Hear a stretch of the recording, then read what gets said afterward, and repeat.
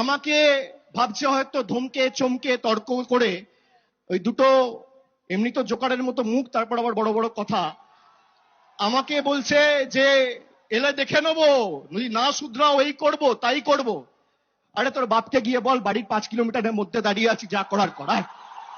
আয় আয়, হিম্মত আছে, হিম্মত আছে।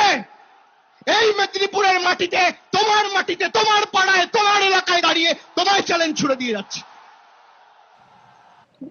বাবা, কে এটা? অভিষেক ব্যানার্জি, ডায়মন্ড হারবারের সাংসদ, মমতা ব্যানার্জির ভাইপো। তার পরিচয় হচ্ছে ভাইপো।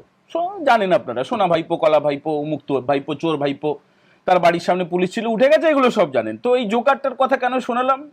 এই জোকার গিয়ে কাঁথিতে, মানে পূর্ব মেদিনীপুরে শুভেন্দু অধিকারীর বাড়ির কাছাকাছি গিয়ে এইসব আজে বাজে নোংরা কথা বলেছিল, তোর বাপকে ডাক, অমুক তুমুক। আর তার যে যারা চাকর বাকর, তারা তো যা তা বলেছিল, আপনাদের সব মনে আছে। সেগুলো সব আমাদের ভিডিও ফুটেজ রাখা আছে, দেখাবো। ব্যবস্থা তো হবে, দেখাবো, সেসব নিশ্চয়ই দেখাবো। কখন কাকে বলছে বেজন্মা, মানে শুভেন্দু অধিকারী। আর এই জোকার, এ যখন এইসব বাপকে ডাক, তোর মাটিতে এসে এইসব বলছি, তখন শিশির বাবু, মানে শুভেন্দু অধিকারীর পিতা, তিনি অসুস্থ ছিলেন। শিশির অধিকারী প্রাক্তন কেন্দ্রীয় মন্ত্রী, সাংসদ, বিধায়ক ছিলেন। পূর্ব মেদিনীপুরের মানুষ বা এ রাজ্যের মানুষ তাকে প্রবাদ প্রতিম একজন রাজনীতিবিদ মনে করেন, স্বাধীনতা সংগ্রামীর সন্তান, পায়ে হাত দিয়ে প্রণাম করেন।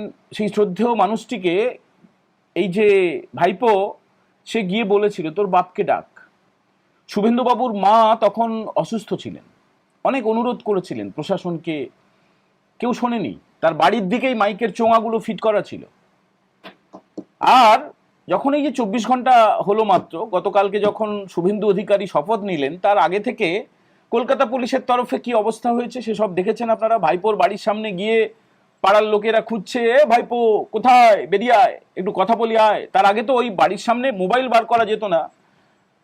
আর তার যে পিসি, তার পিসির যে পাগলামি, পাগলামি নয় এগুলো, ছ্যাবলামি নয়, নোংরামি, ইচ্ছাকৃতভাবে। আসলে ক্রিমিনাল মাইন্ডেড লোক হলে যা হয়, বলছে আলট্রা লেফটিস্টদের তিনি ডেকেছেন, সব একজোট করবেন, মাওবাদীদের দিয়ে আবার একটা অস্থিরতা তৈরির চেষ্টা করবেন। দেখুন, সেগুলো করতে পারবে না, পারবে না। তো শপথ নেওয়ার পরে কি হলো? শপথ নেওয়ার পরে শুভেন্দু বাবু চলে এলেন জোড়াসাঁকোতে, জোড়াসাঁকো ঠাকুর বাড়িতে। 25শে বৈশাখে তিনি কবিগুরু রবীন্দ্রনাথের মূর্তিতে মাল্যদান করলেন। তিনি তার পরিচিতদের সঙ্গে কথা বললেন, সেখানে জয় শ্রীরাম ধ্বনি দিতে বারণ করলেন, নিষেধ করলেন। রবীন্দ্রনাথের কবিতা, গান, এগুলো চর্চা হওয়া উচিত, তিনি সেটা জানিয়ে দিলেন। কোনো রাজনীতির জায়গা নয় জোড়াসাঁকো ঠাকুরবাড়ি, সেটা তিনি জানিয়ে দিলেন। তারপরে ভারত সেবাশ্রম সঙ্গে গেলেন, তারপরে চেতলায় শীতলা মন্দিরে তিনি পুজো দিলেন। তারপরে তখন মধ্যরাত হয়ে গেছে, মধ্যরাত হয়ে গেছে, গোটা রাজ্য জুড়ে উৎসব চলছে। যখন জাতীয় সড়ক ধরে যাচ্ছিলেন বিভিন্ন জায়গায় জায়গায়, সেখানে এত ভিড়, তাকে নামতে হয়েছিল গাড়ি থেকে। একদম রাত্রি 2টোর সময় আমরা দেখেছি যে রাস্তা পুরোপুরি একদম প্যাকটা ভিড়। তিনি সেখানে জানিয়ে দিলেন যে মুখ্যমন্ত্রী হয়েছেন, তাকে তার মুখ থেকে যেন অন্য কিছু বলানো না হয়, সব হিসাব হবে। তিনি মনে করিয়ে দিয়েছেন, একদম ভিড়ের উদ্দেশ্যে বলে গিয়েছেন সব হিসাব হবে।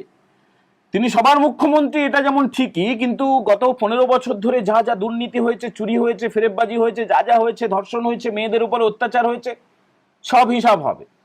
তো এই যে ভাইপো, ভাইপো রহস্য ফাঁস, আমরা এই এপিসোডটা কেন তৈরি করছি, নতুন রহস্য ফাঁস, নতুন কোন রহস্য ফাঁস, সেটাই আজকে আলোচনার মূল বক্তব্য। তার আগে একটু জেনে নিতে তো হবে। আপনারা বলেন যে ভাই আপনি বেশি কথা বলেন, না বেশি কথা বলি না। একটা কথা বলতে গেলে তার একটু পার্সপেক্টিভ, একটু পটভূমি, সেটা বলতেই হয়, কথায় কথায় চলে আসে। নতুন যে মুখ্যমন্ত্রী হয়েছেন, মুখ্যমন্ত্রী শুভেন্দু অধিকারী, আগামীকাল কি করবেন? তিনি ক্যাবিনেট মিটিং করবেন নবান্নের 14 তলায়, নবান্ন সভাঘরে পুলিশ অফিসারদের ডাকা হয়েছে। আর ইতিমধ্যে মুখ্যমন্ত্রীর দপ্তরে, মানে মমতা ব্যানার্জির দপ্তরে থাকা যে সমস্ত বদলেহনকারী, চটি চাটা যেসব যারা ছিল, তাদেরকে ঝেঁটিয়ে বিদায় করা হয়েছে, বলা ভালো লাথি মেরে তাড়িয়ে দেওয়া হয়েছে। উত্তরবঙ্গে, কোচবিহারে, দার্জিলিংয়ে, প্রত্যন্ত পাহাড়ে যাও ভাই, অনেক দিন ধরে অনেক সুখভোগ করেছো, নবান্নে থেকে অনেক চমকেছো, ধমকেছো, তোলাবাজি করেছো, এবার যাও, বিচার তো হবে। কিন্তু তার আগে পোস্টিংটা তোমাদেরকে দেওয়া হলো, একটুখানি যাও পাহাড়ে, যাও পাহাড়ে, একটু ঠান্ডা ঠান্ডা পরিবেশ আছে, যাও ওখানে গিয়ে থাকো। 16 জনকে, সিএমও থেকে 16 জনকে লাথি মেরে তাড়ানো হয়ে গেছে। এবার আগামীকালকে নবান্ন সভাঘরে বৈঠক রয়েছে, সমস্ত পুলিশের সিনিয়র কর্তাদের ডাকা হয়েছে। এই যে বেআইনিভাবে পুলিশের ওয়েলফেয়ার চলছিল, আপনারা তো সব জানেন, কারা কারা, তাদের বউরা আবার প্রেস কনফারেন্স করে। পুলিশের যে নিয়ম রয়েছে, সেখানে পুলিশের ওইভাবে প্রেস কনফারেন্স করা বেআইনি, পুলিশের বউদের ওইভাবে প্রেস কনফারেন্স করা বেআইনি। নিজেরা না সামনে এসে ওয়েলফেয়ারের লোকেরা তারা বউদেরকে লেলিয়ে দিয়েছিল। আমাদের কাছে কিছু ভিডিও ফুটেজও আছে, খুব অদ্ভুত। সেই যে ফল প্রকাশের পরে ওয়েলফেয়ারের যে পুলিশের আবাসন রয়েছে সেখানে প্রচুর মানুষ আনন্দ করেছেন, নেচেছেন। মানে একটা দেখুন, জালের মধ্যে তো আটকে রাখা হয়েছিল, শিকলের মধ্যে আটকে রাখা হয়েছিল, সেটা থেকে বন্দী হওয়ার পরে একটা ঘটনা না আপনাদের বলতেই হবে। দেখুন 2011-তে যখন, আমি নিজে বলছি, 30B হরিশ চ্যাটার্জি স্ট্রিটে মানে মমতা ব্যানার্জির বাড়ির সামনে আমরা গিয়েছিলাম পেশারগত কাজে, আমাদের থাকতে হয়েছিল, অফিস থেকে বলে দিয়েছিল। এবার মমতা ব্যানার্জির বাড়িটা হচ্ছে খালপাড়ে, কালীঘাটের যেটা আদি গঙ্গা বলা হয়, একদম খাল, মানে স্থবির একটা পাঁকওয়ালা গন্ধওয়ালা খাল। তো সেই খালের ওপারে হচ্ছে প্রেসিডেন্সি জেল। এবারে মনে থাকবে এরকমই মে মাসে ফল প্রকাশ হয়েছিল, সম্ভবত 13ই মে। ফল প্রকাশ হচ্ছে যখন মমতা ব্যানার্জির দল এগিয়ে যাচ্ছে, ওদিক থেকে যারা জেলবন্দিরা সেই প্রাচীরের ওপরে উঠে উল্লাস করছে, চিৎকার করছে। মানে কিরকম অদ্ভুত ভাবুন, মমতা ব্যানার্জি জিতছে আর ওদিক থেকে ক্রিমিনালরা উল্লাস প্রকাশ করছে।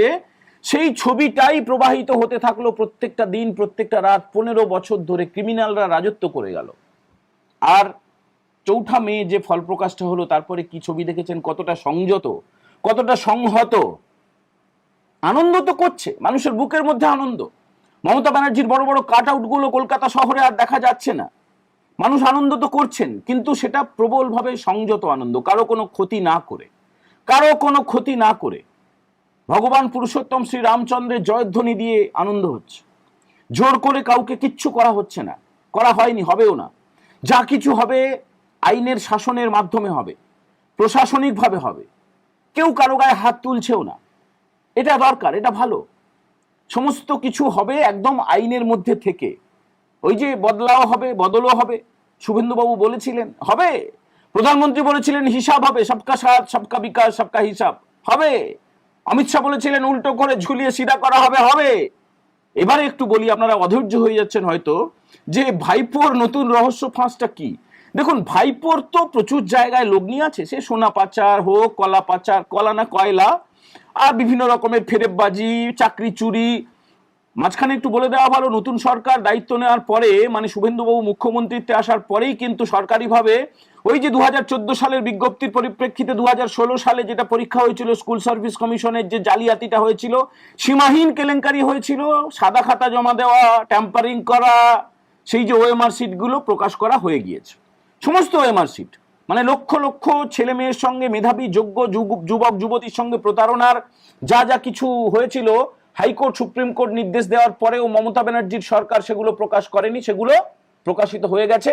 প্রত্যেকটা প্রার্থী তাদের খাতা আপনারা দেখতে পাচ্ছেন, আপনাদের খাতা আপনারা দেখতে পাচ্ছেন। এবং এবার থেকে যা যা এসএসসি হবে প্রত্যেকটা ওই ওএমআর সিট প্রকাশ করে দেওয়া হবে, কোনো জালিয়াতির কোনো জায়গা নেই। কিন্তু এবারে আসছি আসল রহস্যে।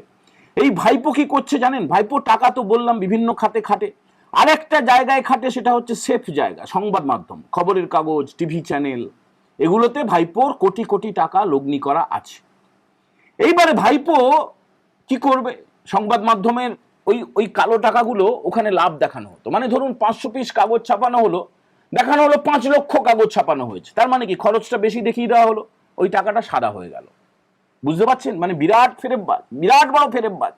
সব রিপোর্ট চলে এসছে। আরে গোপন তো থাকবে না, কি করে গোপন রাখবে? শপথের দিন, মানে যেদিন নরেন্দ্র মোদী, অমিত শাহ, উত্তরপ্রদেশের মুখ্যমন্ত্রী যোগী আদিত্যনাথ, হিমন্ত বিশ্ব শর্মা সহ অন্যান্য মুখ্যমন্ত্রী, রাজনাথ সিং, তারা সব আছেন, সেই মঞ্চে যখন শপথ হচ্ছিল, নিচে ভাইপোর খবরের কাগজের সঙ্গে যোগ আছে এমন কিছু ফেরেববাজকে পাঠিয়ে দিয়েছিল, চোরকে পাঠিয়ে দিয়েছিল। তাদের পয়সা আছে, এটা ঠিকই, দামি দামি গাড়িতে চড়ে, বড় বড় অন্যান্য ব্যবসা আছে, সেগুলোকে বাঁচাতে হবে, প্রচুর দুর্নীতি আছে, প্রচুর কালো টাকা আছে, তারা চলে গেছে। তারা গিয়ে কি করেছিল শুনুন, এগুলো জেনুইন কথা বলছি, এগুলো একদম জেনুইন কথা বলছি। এগুলো দেখুন, কোন পোর্টালে কাগজে ছাপবে কি করে, কোন টিভি চ্যানেল কি করে দেখাবে? ভাইপো তাদেরকে সুবিধা দিয়ে রেখেছে। যারা চোরপোটার, যারা চোরপোটার, মনে আছে এই শব্দটা?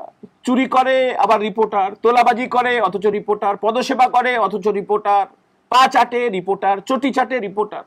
তো তারা কি করে বলবে সরকারি ফ্ল্যাট পেয়েছে, প্রচুর উপহার পেয়েছে, বড় বড় পদ পেয়েছে, সরকারি কমিটিতে থেকেছে, এখনো তো আছে, তারা কি করে ছাপাবে, কি করে দেখাবে? সম্ভব না। এবার যেটুকু না দেখালেই না, শুভেন্দু অধিকারী মুখ্যমন্ত্রী হওয়ার পরে শপথ গ্রহণ অনুষ্ঠান, আবার তার পরের দিন মমতা ব্যানার্জির কর্মসূচি তাদের দেখাতে হচ্ছে, কারণ ওই সুবিধেগুলো তারা নিয়ে রেখেছে। এবার ভাইপো তার সেই টাকাগুলো উদ্ধার করার জন্য, তার লোকেদেরকে মাথায় বসিয়ে রাখার জন্য অন্যরকম একটা চাল চেলেছে। যদিও কিছু কিছু টিভি চ্যানেলের মাথা থেকে কেউ কেউ পদত্যাগ করছেন, মানে এত বেশি চটি চেটেছে, এত বেশি কালোবাজারি করেছে, তাদেরকে পদত্যাগ করতে হচ্ছে, বাকিদেরও হবে, সব হিসাব হবে। ভাইপো কি করেছে, কিছুটা আননোন ফেস, অথচ ভাইপোর লোক, অথচ চটি চাটা, আবার সংবাদ মাধ্যমের ব্যবসার সঙ্গে যুক্ত রয়েছে, সেই লোকগুলোকে পাঠিয়েছে শপথ গ্রহণ অনুষ্ঠানে। বুঝতে পারলেন? এইটা হচ্ছে আসল পয়েন্ট আজকে এই আলোচনার, এইটা হচ্ছে পিক পয়েন্ট, একদম সবচেয়ে মূল্যবান কথাটা বলছি, একদম মানে আইনজীবীরা বলেন না, that point should be noted milord, বলেন না, এই পয়েন্টটা একটুখানি আপনারা মাথার মধ্যে রাখুন।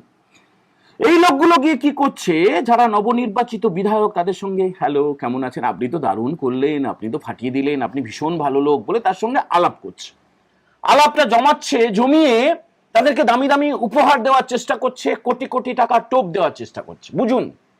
বুঝুন এই বিধায়করা, তারা তো খবরটা দিয়ে দিয়েছে ঠিক জায়গায়। তারা এটা জানে যে রাষ্ট্রীয় স্বয়ংসেবক সংঘ, বিশ্ব হিন্দু পরিষদ, বজরং দল, এরা যদি চায়, যারা ওই বিধায়ক হোক আর মন্ত্রী হোক আর যাই হোক, যদি কেউ দুর্নীতিতে জড়িয়ে পড়ে, তাহলে তাদের ভোগ কাটটা, দলটার নাম ভারতীয় জনতা পার্টি। বড় বড় জাহাজ ডুবেছে, এখানে দুর্নীতি করে কোনো পার পাবে না, দুর্নীতি করার চেষ্টাও তারা করছেন না। কিন্তু ভাইপোর তরফ থেকে কি চেষ্টা হয়েছিল সেইটা আপনাদের বলছি, যে নতুন রহস্য ফাঁস এটাই। গিয়ে মানে বেশ কয়েকজনকে পাঠিয়েছিল শপথ গ্রহণ অনুষ্ঠানে, তারা ভিভিআইপি কার্ডও জোগাড় করে ফেলেছিল। দেখুন, চেষ্টা করলে পাওয়া যায়, একটা ভিভিআইপি পাস জোগাড় করা কি এমন কষ্ট? যারা বিরাট বড় বিত্তশালী, টাকা পয়সা আছে, দামি দামি গাড়ি আছে, উপহার দেয়, হাসি মুখে কথা বলে,